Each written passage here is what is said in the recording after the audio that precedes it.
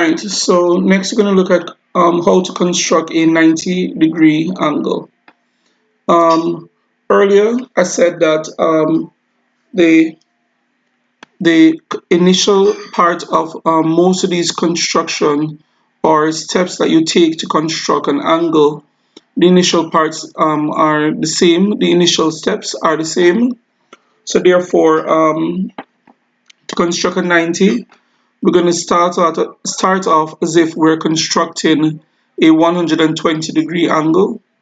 Now, 90 is in the dead middle between 90 is in the dead middle between 60 and 120.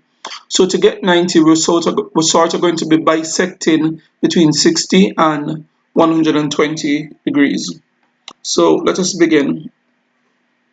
So we're going to start off as if we're constructing 120 degree. So step one, we're going to draw a line segment AB of length 10 centimeters.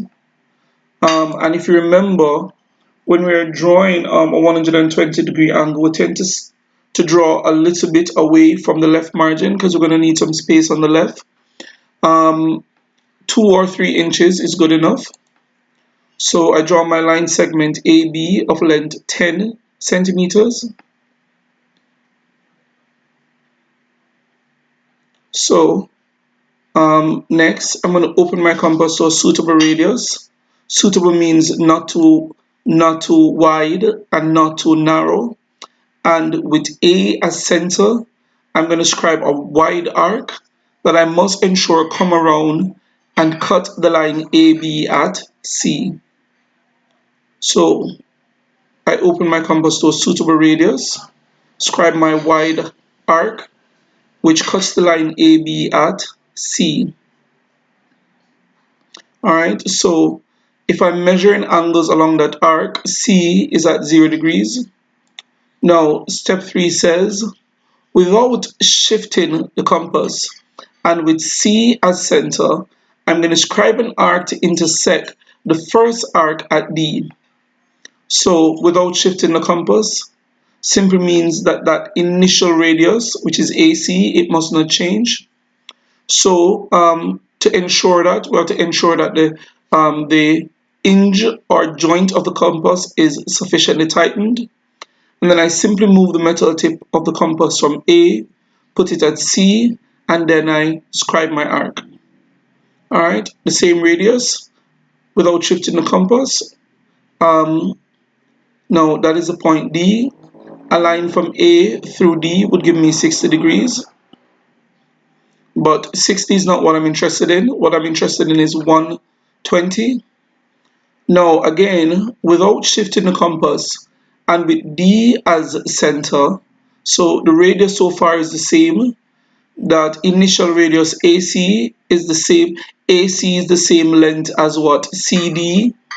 Now with D as center and with the same radius, without shifting the compass, I'm going to scribe a third arc to intersect the first arc at E.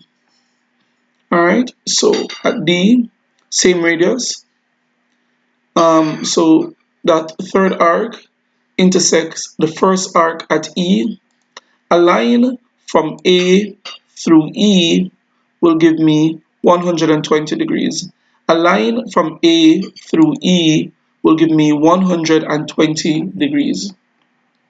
Now, so C is at 0 degrees, D is at 60, E is at 120 degrees. 90 is in the dead middle between 60 and 120. So step 4 says, without shifting the compass and with D and E as centers, I'm going to scribe 2 arcs in front of A to intersect at F.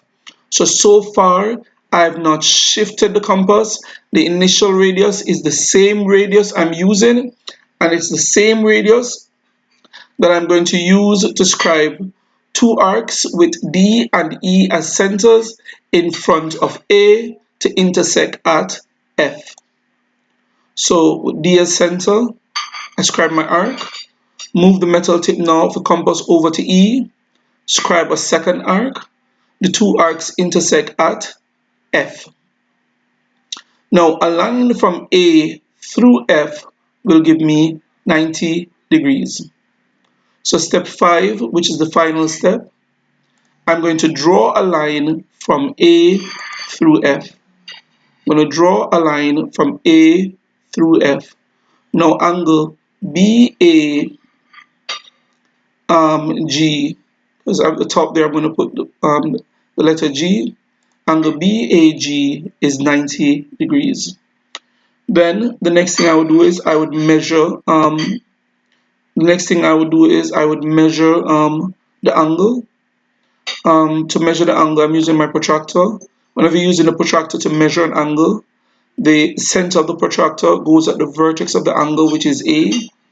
The line AB is my zero line, and I'm using the scale that starts from 0. In this case, it is the inner scale of the protractor, and we're going to measure up. We have what? 10, 20, 30, 40, 50, 60, 70, 80, 90. So angle BAG is 90 degrees. Alright, so measuring using the inner scale, the angle there is 90 degrees. Alright, so this is how we construct a 90-degree angle.